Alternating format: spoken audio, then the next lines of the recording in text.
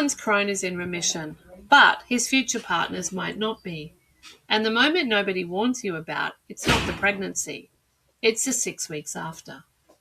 Hi, I'm Kate, and today we're talking about why the postpartum window is one of the highest risk periods for a Crohn's flare, and what you and your GI team can do about it before your baby arrives, not after.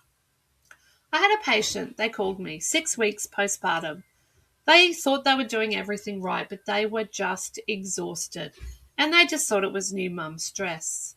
And even my husband after surgery, how his immune shifts post-procedure. It felt similar to what postpartum patients describe. But the moment I realised nobody in the room at birth, midwife, OB, even the GI, had flagged this window to her. So here's what the research tells us and what I wish every pregnant Crohn's patient heard at that 20-week scan. During pregnancy, the immune system deliberately downregulates. It has to protect the baby.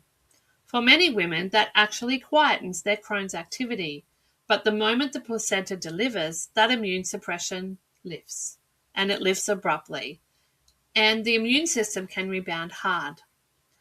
A 2020 review in Alimentary Pharmacology and Therapeutics found postpartum flare rates in IBD patients are significantly elevated in the first 3 to 6 months after birth, particularly in women who are already showing low-grade activity late in the third trimester.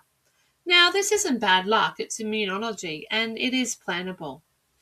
So what I would recommend is getting a third trimester GI review, so around 34 to 36 weeks, not just a routine OB visit. This gives the GI a baseline to measure against postpartum. So the patient whose GI hadn't seen her since week 12, what the gut cost her was 6 weeks post-birth, she was in a flare. Also know your personal flare fingerprint. You know your early warning signs. They're uniquely yours. Identifying those before birth means catching a rebound in days, not weeks. My husband even has early signals. There's a sign that comes first, and it's always before the pain. Medication continuity conversation is also very important. Some biologics and maintenance medication need a specific conversation, even breastfeeding. So that conversation must happen before birth, not while you're in a flare.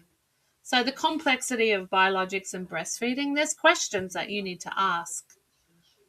Build a postpartum support buffer. Sleep deprivation, physical recovery, and breastfeeding hormones all compound immune stress.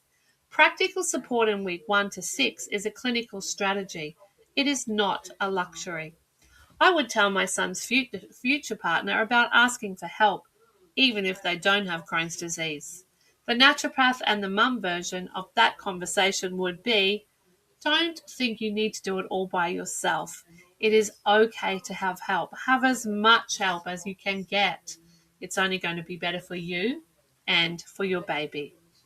So naturopathic adjuncts for the 4th trimester. So gentle, evidence-informed supports, stress modulation, gut lining nutrition, sleep hygiene, very important. And it works alongside medical management to reduce the load on a recovering immune system. So what it looks like when this is planned. The patient who came through those 6 weeks without a flare because her team was ready. My son's remission, why I think about his future family and want every young woman with Crohn's to walk into motherhood with this knowledge. Know their baseline, know their triggers, know where they were in the last trimester is very important information. So the realistic picture of postpartum with Crohn's, it can be hard and it can be navigated. Those two things are true at once. So if you are pregnant and managing Crohn's, or you love someone who is, please share this video with them and bring these questions to their GI before delivery. Have a plan in place before delivery. I'll see you in the next video. Have a beautiful day.